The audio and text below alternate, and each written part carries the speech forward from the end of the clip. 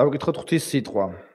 იონის სახარება მე-6 თავი 22 მუხლიდან 29 მუხლის ჩათვლით. დავიკითხოთ ბიბლია. იონის სახარება მე-6 თავი 22 მუხლიდან 29 მუხლის ჩათვლით.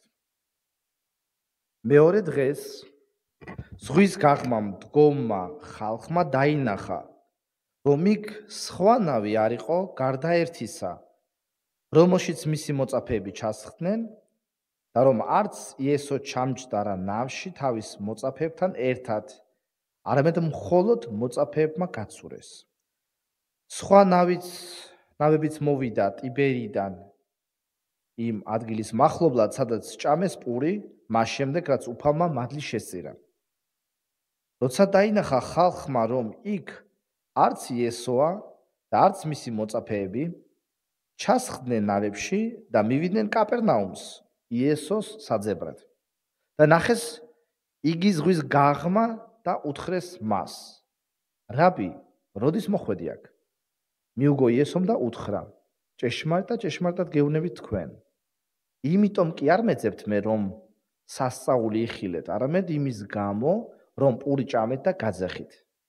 ნუ ირჯებით ხრწნადი საზრდოსთვის, არამედ იმ საზრდოსათვის გაისარჯეთ, რომელიც რჩება საუკუნო სიცოცხლისათვის, რომელსაც ზეკაცისა მოგცემთ თქვენ, რადგან მას დაასვა ბეჭედი მამა ღმერთმა. უთხრეს მას: როგორ მოვიქცეთ, რომ ღვთის საქმე ნივაკეთოთ? მიუგო იესომ და უთხრა მათ: ღვთის საქმე ის არის, რომ მირწმუნოთ იგი, რომელიც მან მოავლინა. ეს არის უფლის სიტყვები ფილოსოფი. ზეციერო მამაო, მადლობას გიხდი ჩემი წმინდა სიტყვებისათვის, რომლითაც გველაპარაკები. მადლობა, რომ მოგვეცი დაწერილი ღვთის სიტყვა, რათა გიცნობდეთ შენ. ხო, დღეს სულწმინდის ძალით შეეხე ჩვენს გულებს. გვაკურთხე და წარგვიძეხი ჩვენ ჭეშმარიტებისაკენ. რათა შენ აღმოგაჩინოთ და მოგვეცი, რათა ეს სიტყვა იყოს უხვად და ღრმად ჩამარხული ჩვენს გულებში, რათა გვწამდეს. და მოგვეცი, რათა ქვეყნიერებასაც ვაუწყოთ ეს სიტყვა. ჩვენ მადლობას გწირავთ და გაქებთ იესოს სახელით გვასულობთ. ამინ. მინდა წაგიკითხოთ ერთი ციტატა. ბლეს პასკალი. მე-17 საუკუნის ფრანგი მათემატიკოსი, ფიზიკოსი, ფილოსოფოსი, მორალისტი, კიბერნეტიკოსი და ლიტერატორი. უზადოდ ღრმად ნიჭიერი პიროვნება. ციტატას, რომელსაც თქვენ ახლა მოისმენთ, ჩაწერილი არის ნაკრებიდან, რომელსაც ქვია აზრები. ის ქართულადაც არის თარგმნილი და ხელმისაწვდომია სხვადასხვა ენაზე. ბლეს პასკალის სიტყვები. ადამიანთა სამი გვარი არსებობს. ერთნი ემსახურებიან ღმერთს, იმიტომ რომ უკვე იპოვეს. მეორენი ეძებენ ღმერთს, იმიტომ რომ არ უპოვიათ. მესამენი არც ეძებენ და არც უპოვიათ. პირველი ბედნიერნი არიან და კეთილგონიერნი. მეორენი უბედურნი და კეთილგონიერნი. მესამენი უბედურნი და უკეთონი. პასკალს თუ დაუჯერებთ, არსებობს სამი კატეგორია ადამიანების. ერთი, რომლებმაც უკვე იპოვეს ღმერთი და ასეთ ადამიანებს ის უწოდებს ბედნიერს და კეთილგონიერს. მეორეს, რომელიც ეძებენ, მაგრამ არ უპოვიათ და ასეთ პიროვნებებს ის უწოდებს ბედნიერს, მაგრამ უბედურს, მაგრამ კეთილგონიერს. და არსებობს მესამე კატეგორია ადამიანების, რომლებიც არც ეძებენ ღმერთი და რა თქმა უნდა არც უპოვიათ ღმერთი. პასკალის აზრით ასეთი ადამიანები არიან უბედურნი და უკეთურნი. ღვთისძიება. ტექსტში ჩვენ ვკითხულობთ ისტორიის შესახებ, როგორ ეძებდნენ იესოს და როგორ იპოვეს იესო. შესაძლებელია თუ არა ვეძებოთ ღმერთი არასწორი მოტივებით. შესაძლებელია თუ არა ვეძიოთ ღმერთი იმგვარად, რომ ეს ზიება, ეს მოვლენა, ეს ფაქტი იყოს მიუღებელი, გაკიცხული ღმერთის მიერ. ყველა სახის ღვთისძიება მოსაწონია ღვთისთვის. მოდით ამ კითხვას დღეს გავცეთ პასუხი ამ ისტორიიდან. მანამდე ვთქვათ კონტექსტი. იოანეს სახარების მე-6 თავი იწყება იმ ისტორიის აღწერით, რომელიც მხოლოდ და მხოლოდ ერთ კი არა, არამედ 4-ვე სახარებაში არის ჩაწერილი. იესო მრავალი სასწაული მოახდინა. ბევრი მათგანი ჩაწერილია სახარებებში. მაგრამ მხოლოდ ერთადერთი სასწაული არის ჩაწერილი 4-ვე სახარებაში. მათეს, მარკოზის, ლუკას და იოანეს სახარებაში. ეს არის იესო ქრისტეს მიერ 5000 კაცის დაპყრობის შესახებ. იესომ მოახდინა სასწაული რამოდენიმე თევზით და პურით, დააპყრა 5000 ადამიანი, კაცი, მხოლოდ კაცი. და ისტორია იწყება ამით. ღამით იესო ადის სალოცავად, მისი მოწაფეები კი ნავით გადადიან ზღვის მეორე მხარეს. სასწაულით გაუგნებულმა ხალხმა მეორე დღეს მოისურვა იესოსთან შეხვედრა. და ვერ აღმოაჩინეს იესო იქ. იმიტომ რომ იესო უკვე გადასული იყო ზღვის მეორე მხარეს. ღამით ის სასწაულებრივად გადადის ზღვის მეორე მხარეს. თქვენ იცით ეს ისტორია, რომ ის წყალზე ფეხით გადის და მისი მოწაფეებიც უმალ სწრაფ იმ წუთასვე ხვდებიან იმ ადგილას, სადაც მიდიოდნენ. როდესაც იქ მყოფმა ხალხმა დაინახა, რომ იესო იქ არ იყო, დაიწყეს მისი ძებნა. იყო ერთი ნავი, რომელიც ეკუთვნოდა მის მოწაფეებს და რომელიც გამოიყენა მოწაფეებმა, რომ დაეტოვებინათ ის ადგილი. სავარაუდოდ ეს ადგილი უნდა ყოფილიყო ბეთსაიდა. სავარაუდოდ. იმიტომ რომ იესომ 5000 კაცი დააპყრა ბეთსაიდის მახლობლად. მაგრამ ადგილობრივები აღმოჩნდნენ გაუგნებულები, იმიტომ რომ წავიდა ნავი, იესო ნავში არ იყო, მაგრამ ერთადერთი ნავი, რომელშიც უნდა ყოფილიყო, დატოვა სანაპირო. და ისინი იწყებენ ღვთის ძიებას, ღმერთის ძიებას. რა თქმა უნდა, ბუნებრივი ადამიანები იყვნენ ძლიერი ზემოქმედების ქვეშ, იმიტომ რომ იესომ მათი საჭიროება დააკმაყოფილა. ყველაზე დიდი საჭიროება, რაც მათ ჰქონდათ. და ისინი პოულობენ იესოს კაპერნაუმში. აქ იწყება დიალოგი, რომელიც გრძელდება მთელი მე-6 თავის განმავლობაში. რას ნიშნავს ღვთის ძიება? ბიბლიაში თემა ღვთის ძიება გაშლილია მრავლად. განსაკუთრებით ძველ აღთქმაში. ჯული მოითხოვდა ღვთის ძიებას. ერთ-ერთი განმარტების თანახმად, ღვთის ძიება ნიშნავს სამ რამეს.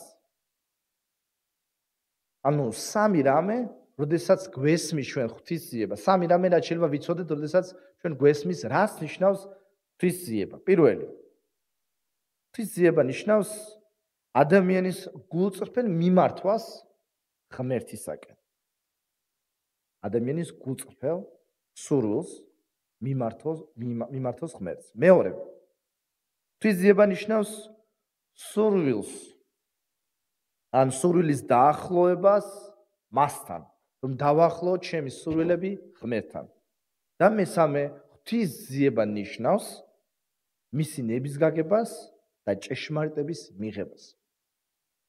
დღესაც ეკლესიაში ხშირად გაიგონებთ ეძიეთ ღმერთი, მოძებნეთ ღმერთი, მაგრამ დამერწმუნებით, რომ ამ საკითხის განხილვისას ჩნდება გამოწვევები. ამ ისტორიის ფონზე მე მინდა რომ დღეს სამ კითხვას გავცეთ თქვენთან ერთად პასუხი.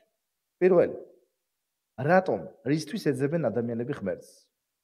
რატომ რისთვის ეძებენ ადამიანები ღმერთს? ან სხვაგვარად რომ დავსვათ ეს შეკითხვა, რატომ შეიძლება რომ მოვძებნოთ ჩვენ ადამიანებმა? რატომ შეიძლება? ან რატომ არის შესაძლებელი? მეორე, თუ არსებობს ღმერთის ჭეშმარიტი ძიება, როგორც განმარტება გვთავაზობს, ესე იგი გამოდის არსებობს ღვთის არასწორი ძიება, ანუ მცდარი ძიება. კითხვა ჟღერს ამგვარად, რა შეიძლება გამოიწვიოს ღვთის მცდარმა, არასწორმა ძიებამ ჩვენში?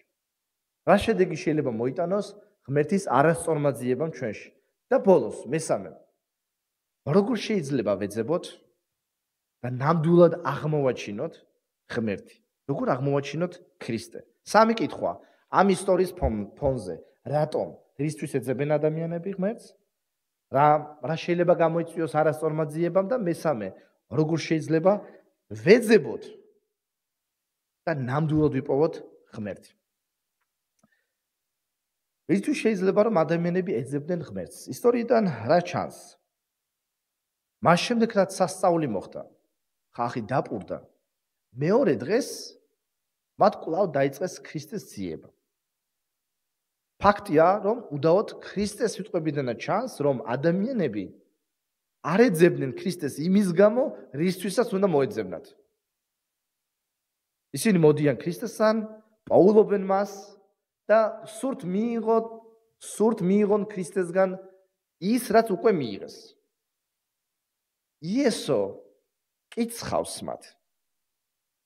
იესო უწყრება მათ და ეუბნება, თქვენ მე მეძებთ არასწორი მოტივებით. არასწორი მიზნებით. არასწორი სურვილებით. დიახ, ისინი ეძებდნენ ღმერთს. როგორც მკვლევარები ამბობენ, დაახლოებით 8 კილომეტრი გაიარეს მათ ნავით, რომ მისულიყვნენ და მიეღწიათ ქრისტიანობა. ყველა არ წასულა ნავით. შეიძლება ზოგი გაუხვა ნაპირს და ბეთსაიდიდან კაპერნაუმისკენ ფეხით იარა, რომ ეპოვნათ ქრისტე. ხო დიდი საქმეა. ხომ განსჯა, ხომ დახარჯა ძალისხმევა. მაგრამ რატომ გაკიცხა იესომ? იმიტომ რომ პასუხი მარტივია, ისინი ეძებდნენ ქრისტეს არასწორი მოტივებით. ჩვენ ყოველთვის ფიქრობთ, რომ თუ ვეძებთ ღმერთს, ყოველთვის კარგია ეს. თუ ადამიანი ეძებს ღმერთს და ამას გამოხატავს გარკვეული აქტივობებით, ყოველთვის დასაფასებელია. ყოველთვის შესაძლებელია. ყოველთვის მოსაწონია. სინამდვილეში ასე ნამდვილად არ არის.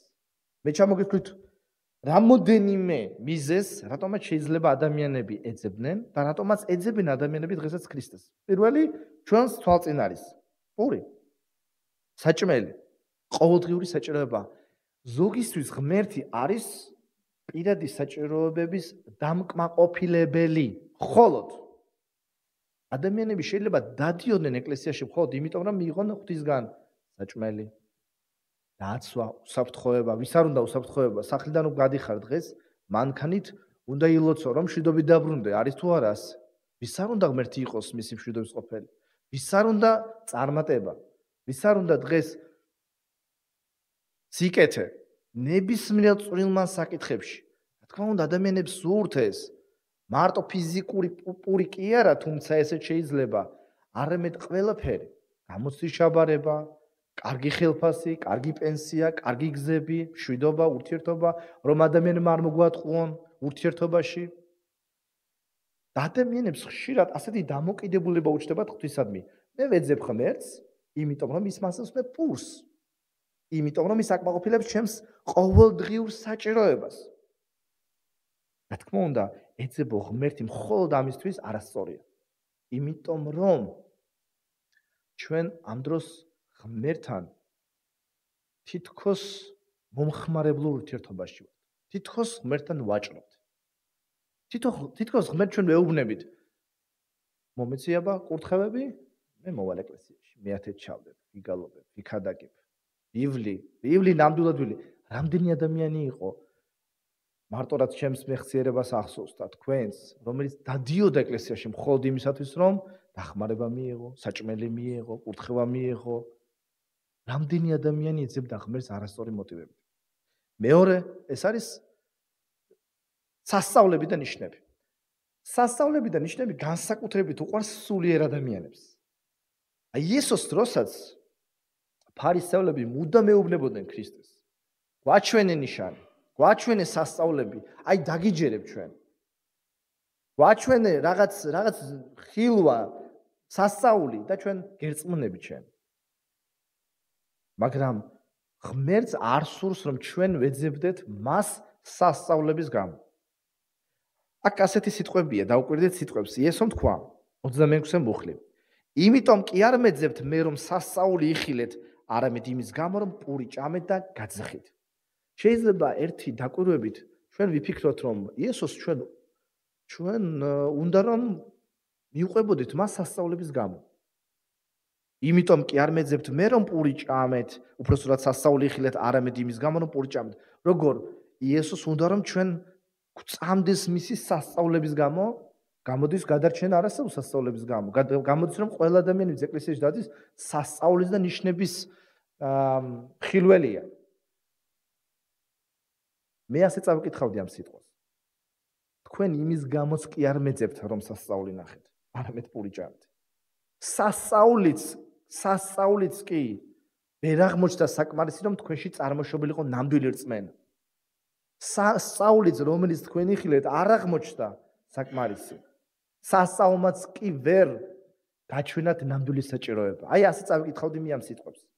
ღმერთს არ სურს რომ ჩვენი რწმენა იყოს დაფუძნებული ხილვაზე, სასწაულზე, ნიშანზე. მესამე ეს არის მხოლოდ სიტყვების გამო. ბევრი ადამიანი დადის ეკლესიაში იმიტომ რომ მოწონს გადაგებები, მოწონს სიტყვა. რა თქმა უნდა მოგწონს, როცა განუგეშებენ, გამხნევენ, მარდი უცხოვრებაზე გელაპარაკებიან, რომ აი ამ ცხოვრების შემდეგ არსებობს ახალი ცხოვრება, სიკეთე, სიმშვიდე, დაცულობა, ჯანმრთელობა, ცრემლი არ იქნება ვის არ უნდა.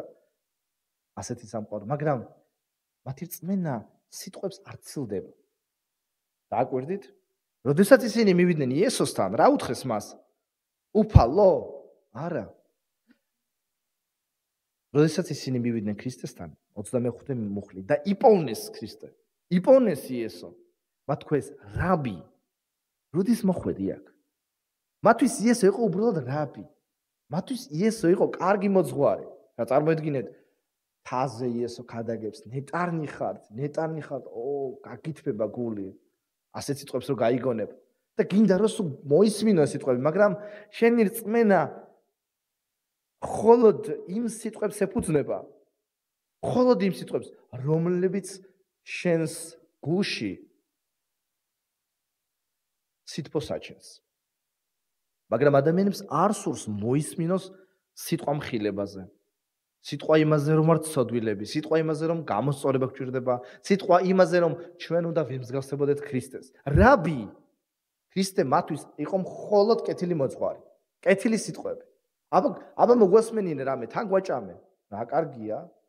სასწაული, ასეთი entertainment-ი გართობა არ ვიცი, უკეთესი. იესომ ბალახზე დასხა, პური მიეწოდა, თევზი მიეწოდა, ნეტარნი ხართ, კურთხეულნი ხართ. მეორე დღესაც აბა სადა იესო? დავიწყოთ მოძებნა, გაეშვნენ კაპერნაუმში. ღმერთს არ სურს რომ ის ჩვენთვის რჩებოდეს მხოლოდ კეთილი სიტყვების ავტორად. მხოლოდ მოძღვრად, მხოლოდ რაბინად. და ბოლოს ეს არის საუკუნო სიცოცხლის მადლისთვის. რატომ შეიძლება ვეძებოთ? იმიტომ რომ იცით რა არის სიტყვები? შეიძლება ითესებოდეს, მაგრამ არ მოქონდეს მას ნაყოფები. იესომ თქვა ერთ იგავზე, ასეთი რამ, თუ თქვენ ამ იგავს ვერ იგებთ, სხვა იგავებს ვერასოდეს ვერ გაიგებთ. როგორ გაიგებთ სხვა იგავებს, როცა ერთი იგავი არ გესმით. ეს იყო იგავი თესვაზე. და ეს იგავი ბევრ კითხვაზე სცემს პასუხს, რატომ ადამიანები წლების განმავლობაში ისმენენ ღვთის სიტყვას არ იცვლებიან. ნუ თუ ღვთის სიტყვაა ცუდი, დეფორმირებული. ნუ თუ ღვთის სიტყვაა ნაკლიანი. არა. იქნებ მთესველია ცუდი. იქნებ მთესველი თესავს არასწორად ადამიანების გულებში. ხშირად ეკლესიის სახურები ეძებენ ხერხებს, რომ უფრო მოსასმენი გახადონ ქადაგებები. გასაგებია დრო იცვლება და დღეს ვეღარ იქადაგებს საათნახევარი, მაგრამ რატომ არის რომ ხშირად 10 წუთიანი სიტყვა ადამიანის გულში წარმოშობს ნამდვილ ცოცხალ რწმენას? ზოგჯერ აუხადაგე საათნახევარი და არაფერი არ იცვლება მის გულში. ან წლები ელაპარაკები ღმერთს, წლების განმავლობაში ესაუბრები ქრისტეზე. აჩვენებ ცხოვრებით, მაგრამ არაფერი არ იცვლება. რატომ ხდება ეს? თესლია ცუდი თუ მთესველია? პასუხი არის რომ ნიადაგი, რომელზეც ითესება ეს სიტყვა, არ არის კარგი, არ არის მზად. არ არის გამზადებული იმისათვის, რომ აღმოცენდეს და ნაყოფი გამოიღოს. და იესომ თქვა, ნუ გაირჯებით ამ ხრწნადი საზრდოსთვის. ნუ ირჯებით. გაზრჯა ნიშნავს დახარჯო ენერგია. დახარჯო შენ ენერგია და დრო მართლა დახარჯა ამ ხალხმა, იმიტომ რომ ისინი წავიდნენ იესოსთან, გაიარეს შორი მანძილი და იესო ამბობს, თქვენ ტყუილად ირჯებით. იმიტომ რომ არ ეძებთ იმ საზრდოს, რომელიც რჩება საუკუნო სიცოცხლისთვის. აი რა არის არასწორი მოტივები, როცა ადამიანები ეძებენ ღმერთს არასწორი მოტივებით. ქრისტემ ასეთი რამე თქვა.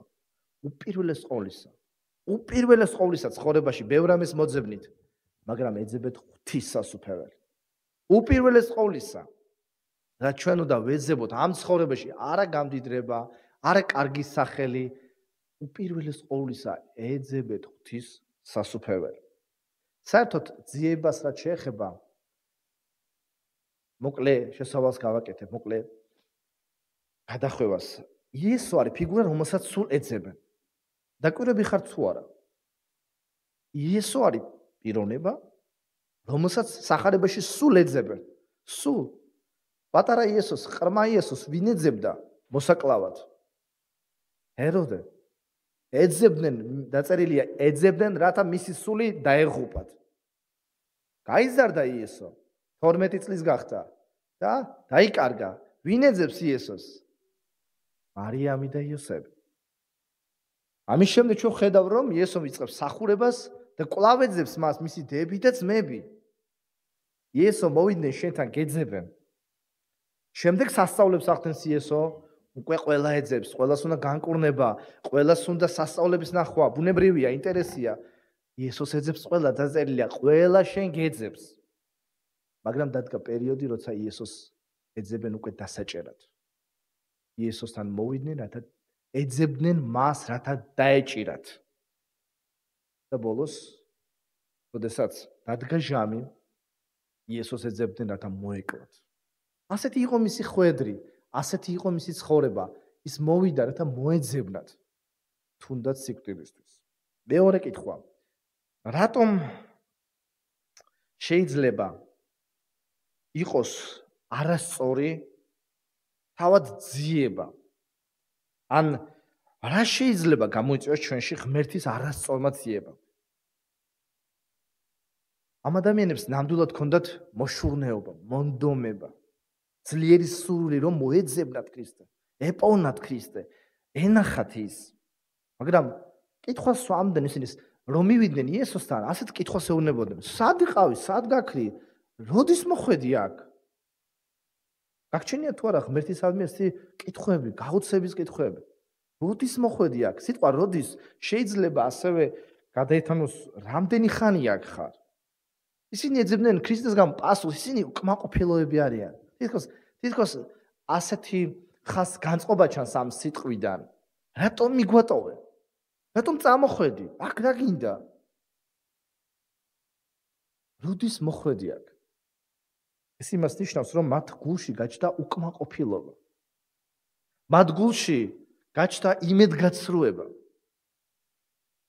და მიიღეს საყვედური ღვთისგან. მიიღეს საყვედური. იესო არ პასუხობს ამ კითხვას. იესო ყველა კითხვას არ პასუხობს. ყველა კითხვაზე არ გაგცემთ იესო პასუხს. როდის მოხვედი? როდის? იესო არ ცემს ამ კითხვაზე პასუხს. არამედ ეუბნება პირდაპირ, ხილებით. თქვენ პურისთვის მეძებთ მე, რომ ჭამე და გაძახით. მაგრამ ძეკაცისა სხვა პურის ჭამას გთავაზობთ. ძეკაცისა არის ის, ვისაც შეუძლია მოგცეთ ნამდვილი პური. ღმერთისადმი ჩვენ ხშირად გვიჩნდება არასწორი დამოკიდებულება. ხშირად ჩვენ ფიქრობთ, რომ ღმერთი ვალდებულია. ღმერთი ვალდებულია ჩვენ გვაჭამოს. ღმერთი ვალდებულია ჩვენ ახან ეკლესიაში დავდივართ, ამიტომ ღმერთი ვალდებული გვაკურთხოს. აბა ხო არის გამოცდა არ ჩამბარებია, ესე იგი ღმერთი არ ყოფილა ერთგული. და როდესაც რაღაც უბედურება ხდება, ან ტკივილი მოდის ჩვენ ცხოვრებაში, ხანდახან კითხვები ჩდება. აი ასეთი როგორც ამ ხალხს გაუჩნდა ეს კითხვები. ეს იმიტომ რომ ჩვენ ღმერთს არასწორად ვეძებთ. ჩვენ უნდა ვეძებოთ ის, ვისაც შეუძლია მოგცეს საუკუნო სიცოცხლის წყარო. საზრდო საუკუნო სიცოცხლისთვის. მაგრამ ამ დროს რა ხდება? ადამიანები იმედდებიან საკუთარ თავს. ასეუნებიან ქრისტეს. აბა კარგი, მერც შეგიძლია რაღაც მოცემა, ხო? საუკუნო სიცოცხლის შენ ამბობ რომ შეგიძლია მოგცე საუკუნო სიცოცხლის საზრდო, მაგრამ ჩვენ რა გავაკეთოთ? რა გავაკეთოთ ღვთის საქმეები? რა საქმეები უნდა გავაკეთოთ ჩვენ? იესო ამბობს, საქმე არ არის საჭირო. საქმე არ არის საჭირო, თქვენ უნდა ირწმუნოთ. მრავალ სურს ზეცის გასაღები კეთილი საქმეების კეთებით მოიპოვოს. მაგრამ მანამ სანამ ისინი კეთილ საქმეებს აღასრულებენ ღვთისთვის, მათ ჯერ უფალი იესო უნდა ირწმუნონ. კეთილი საქმეები არ უძღვის წინ ხსნას. ისინი კვალში უდგანან მას. ანუ უკან მოყვებიან. ერთადერთი კეთილი საქმე, რომელიც ცოდვილს შეუძლია რომ გააკეთოს, არის თავისი ცოდვების აღიარება. იესო ქრისტეს როგორც უფლისა და მხსნელის მიღება. ეს სამყარო არის სავსე განაწყენებული ადამიანებით. 2020 წელს გამოვიდა შესანიშნავი ფილმი. ალბათ ბევრ თქვენგანს შეიძლება გქონდეს ნაყურები ეს ფილმი. ფილმს სახელად ქვია კაცი სახელად ოტო. ამ ფილმში მთავარ როლს თამაშობს ტომ ჰენქსი. ფილმის სიუჟეტი არის ასეთი. ცოლის გარდაცვალებით გამოწვეული ტრავმის შედეგად ადამიანი, ეს კაცი, რომელიც ცხოვრობს მარტო, გახდება ღრმად გაბრაზებული, ღრმად განაწყენებული, მე ვიტყოდი გამწარებული სამყაროს, ადამიანებს. და ვერ პოულობს ცხოვრების მიზანს. ვერ პოულობს რატომ იცხოვროს, რისთვის იცხოვროს. სამწუხაროდ მისი ცხოვრების სტილი არის იმგვარი, რომ თვითონაც ტანჯვაშია და სხვასაც უტანჯავს ცხოვრებას. ბოლოს მის ცხოვრებაში გამოჩნდება ერთი ახალგაზრდა ცოლ-ქმარი, ახალმოსახლენი, მეზობლები, რომლებიც გადმოვიდნენ მასთან მის გვერდით საცხოვრებლად. და ეს ახალგაზრდა ცოლ-ქმარი ცხოვრების ბუნებრივი სტილიდან გამომდინარე, ცდილობს რომ მასთან საქმე დაიჭიროს. ხან კიბეს თხოვენ, ხან დახმარებას და ეს ადამიანი საბოლოოდ ესეთი გაბრაზებული, განაწყენებული, აზრდაკარგული ადამიანი საბოლოოდ გარდაიქმნება პიროვნებად, რომელსაც უბრუნდება ცხოვრების აზრი. იმიტომ რომ შეხვდება ადამიანებს, რომლებიც მიიყვანებენ იმამდე რომ რა არის ცხოვრება. სამწუხაროდ ბევრ ადამიანს აქვს დაკარგული ცხოვრების აზრი და ბევრი ადამიანი არის გამწარებული. იმიტომ რომ ვერ პოულობს საერთოდ რა არის ღმერთი, რისთვის არის ღმერთი, საერთოდ დაიკარგნენ ადამიანები. მაგრამ რა არის კონტექსტი იონეს სახარების მე-6 თავის? ჩვენ არ გავცდეთ კონტექსტს, არ გავცდეთ თავარ აზრს. იესომ თქვა, მე ვარ პური ჭეშმარიტი. ვინც შეჭამს, იცოცხლებს. იესო არის პური ჭეშმარიტი. იესო ჭირდება ადამიანებს. მაგრამ მეორე კითხვაც არის. როგორ ვიპოვო მე ღმერთი, თუ მე ღმერთი არ ვიცი? როგორ ვიპოვო ღმერთი, რომელიც არ ვიცი? ერთხელ ამერიკაში ვიყავი მახსოვს წლების წინ ძალიან დიდ სუპერმარკეტში. უდიდესი მაღაზია იყო და როდესაც ვაჭრობა დასრულდა, ჩემს თანამშრომლთან ერთად ველოდებოდი მათ განცხადებების დაფა ვნახე. სადაც იყო უამრავი სურათი. ძირითადად ბავშვების. და მაინტერესა, რეკლამას არ გავდა, რატო არის ამდენი სურათი? თან ეხა საქართველოში ვერ ნახავ ასეთ სურათს განცხადებს. ეწერა. დაიკარგა ეს პიროვნება და დეტალურად იყო აღწერილი, როდის დაიკარგა, რა ეცვა, როგორ გამოიყურებოდა, მისი ფოტოც იყო ერთი პიროვნების ფოტო მახსოვს იყო შავ-თეთრი. ანუ იმ დროს დაიკარგა, როდესაც ჯერ კიდევ არ იყო ფერადი ფოტოები. წარმოგიდგენიათ, ხო? გუშინ უსმენდი, სტატისტიკურად ყოველ 40 წუთში ერთი ადამიანი იკარგება. ყველა 40 წამში შესწორება, ყველა 40 წამში ერთი ადამიანი დედამიწაზე იკარგება. როგორ აღმოვაჩინოთ ადამიანი, როგორ ვიპოვოთ? თუ ჩვენ არ ვიცნობთ, თუ ჩვენ არ ვიცით. ეს სამი კითხვას მივადგეთ და გადავოთ. როგორ შეიძლება ვეძებოთ და ნამდვილად აღმოვაჩინოთ ღმერთი? პირდაპირ გეტყვით. ჩვენ არ ვეძებთ ღმერთს. ჩვენ არ ვეძებთ ღმერთს. წმინდა პავლე მოციქული სიტყვები რომელთა მარწენიდან არავინ ეძებს ღმერთს. ჩვენ დავკარგეთ ღმერთი. ედემის ბაღში დავკარგეთ ღმერთი. ბურსი ჩამოწვა. ღმერთმა დაგვიწყო ძებნა. ადამ, სათხარ. ჩვენ არც კი მოვისურვეთ რომ ის გვეპოვნა. ჩვენ არც კი გვინდოდა რომ აღმოგვეჩინა ეს. იმიტომ რომ ჩვენ აღმოჩნდით წყუდიაჩი, სიბნელეში. ჩვენ დავკარგეთ ღმერთი. ჩვენ დაგვავიწყდა როგორია ის. ჩვენ მისი თანდასწრებიდან გამოვედით. გაუცხოება რა მოხდა ედემის ბაღში. ედემის ბაღში ძალიან ბევრი რამ მოხდა. მაგრამ ყველაზე მთავარი რაც მოხდა იყო ის რომ ადამიანები გაუცხოებული აღმოჩნდნენ ღვთის მიმართ. ღმერთმა დაკარგა ჩვენ დავკარგეთ ღმერთი. საბოლოოდ სამუდამოდ ცოდვის გამო წყუდიადი ჩამოწვა. და როგორ უნდა ვიპოვოთ ჩვენ ღმერთი? შეგვიძლია საერთოდ ვიპოვოთ ღმერთი? ბიბლია ამბობს რომ დიახ. ეძებეთ ღმერთი. მაგრამ როგორ? ამ ნაწყვეტში საღვთო ქრისტე ცემს ამ დიად კითხვას პასუხს. როგორ ვიპოვოთ ღმერთი? იქნებ 8 ან 10 კილომეტრი უნდა გადავცუროთ ნავით. იქნებ ფეხით უნდა ვიაროთ. სად არის ღმერთი? როგორია ღმერთი? პასუხი ძალიან მარტივია. როგორ მოვიქცეთ რომ ღვთის საქმეები ვაკეთოთ? მიუგო იესომ დაუთხრა მათ, ღვთის საქმე ის არის, რომ ირწმუნოთ იგი, რომელიც მან მოავლინა. იესომ პირდაპირ უთხრა მათ, თქვენ ეძებთ საჭმოს, რომელმაც დაგაპურათ. ეს დროებითი ხრწნილი საჭმელი არ არის ის, რაც ნამდვილად გჭირდებათ. თქვენ გჭირდებათ ჩემი თავები. თქვენ გჭირდებით მე. ბიბლიის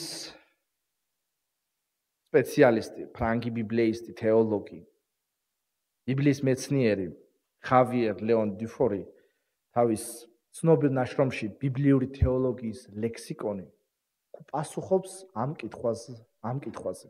როგორ ვიპოვოთ ღმერთი? კითხულობ ციტატას, იმედია ყურადღებით მომისმენთ.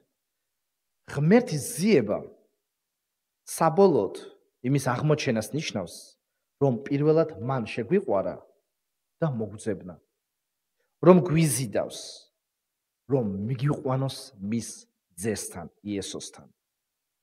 ღვთის მადლით ამოძრავებული ეს ინიციატივა, ანუ ჩვენი ინიციატივა, ღვთის მადლით ამოძრავებული ვეძებოთ ღმერთი, როგორც მთელი ბიბლია გვაჩვენებს, სიყვარულის ინიციატივაა, რომ ადამიანის ძიება არის მოძრაობა, რომელიც ღვთაებრივი გულის სიღრმიდან ამოდის. როდესაც ისრაელი ივიწყებს მას, ანუ ღმერთს და სხვა ღმერთებს მისდევს, ღმერთი გეგმავს და გადაწყვეტს თავისი ორგული მეუღლის მოხიბლას და მის გულთან საუბარს. როდესაც ისრაელის არც ერთი მწყემსი არ ეძებს გაფანტურ ცხვარს, მაშინ თავად ღმერთი აცხადებს თავის გეგმას, შეკრიბოს ფარა და ეძებოს დაკარგული ცხვარი. სწორედ ურწმუნოების და ორგულობის დროს ქებადქების სიმღერა მღერის ღმერთზე, რომელიც ვნებიანად არის ჩართული მის ძიებაში. ღმერთის ზე გამოავლინა ამ ვნების მასშტაბები. კაცის ზე მოვიდა ამ ქვეყნად. მოვიდა ქვეყნიერებაზე დაკარგულის მოსაძებნად და გადასარჩენად. რათა გაემგზავროს თითეული დაკარგული ცხვის მოსაძებნად. როდესაც იესო ტოვებს თავის ცხვრებს, ის ფიქრობს იმ მომენტზე, როდესაც დაბრუნდება მათ მოსალძებნად და თან წასაყვანად, რათა სადაც მე ვარ, თქვენც იქ იყოთ. ვინ მოვიდა ვის მოსაძებნად და ვის საპოვნელად? თავად ღმერთი მოვიდა ამ ქვეყნად ჩვენს მოსაძებნად. იესო ზაქესთან საუბარში, უпроსტად მას შემდეგ, რაც ზაქე ერწმუნება მას, ამბობს ასეთ სიტყვებს ლუკას სახარებიდან ვკითხულობ. ზეკაცისა მოვიდა ცოდულთა მოსაძებნად და სახსნელად. როგორ მოვძებნოთ ღმერთი? პასუხი არის ძალიან მარტივი. ვირწმუნოთ, რომ ის მოვიდა ჩვენს მოსაძებნად და ჩვენს საპოვნელად. პრაქტიკულად რომ ვთქვათ, როგორ ვეძებოთ ის? სამ რჩევას გვაძლევს ჟან კალვინი დასასრულს. როგორ ვეძებოთ ღმერთი? ჩვენ უნდა ვეძებოთ ღმერთი რწმენით. რწმენის გარეშე შეუძლებელია ღვთის მოსაწონათყოფა. ჩვენ უნდა ვირწმუნოთ, რომ ის დაეშვა მიწაზეს, ის მოვიდა ამ ქვეყნად. მოვიდა და გაიარა ის გზა, რომელიც ჩვენ უნდა გაგვევლო. იცხოვრა იმ ცხოვრებით, რომლითაც ჩვენ უნდა გვეცხოვრა. და მოკვდა იმ სიკვდილით, რომლითაც ჩვენ უნდა მომკვდარიყავით. როგორ მოვძებნოთ ღმერთი? ჩვენ უნდა მოვძებნოთ ის მის სიტყვაში. იმიტომ რომ მისი სიტყვა არის ის, რომელიც ჩვენს გულებში ნამდვილ რწმენას წარმოშობს. მისი სიტყვა უნდა იყოს საზრდო ჩვენთვის. მისი სიტყვა უნდა იყოს ავტორიტეტი ჩვენთვის. მისი სიტყვა უნდა იყოს მისი ხმა ჩვენთვის. და ბოლოს, როგორ მოვძებნოთ ღმერთი? ჩვენ უნდა მოვძებნოთ ღმერთი მთელი გულით. მთელი გულით.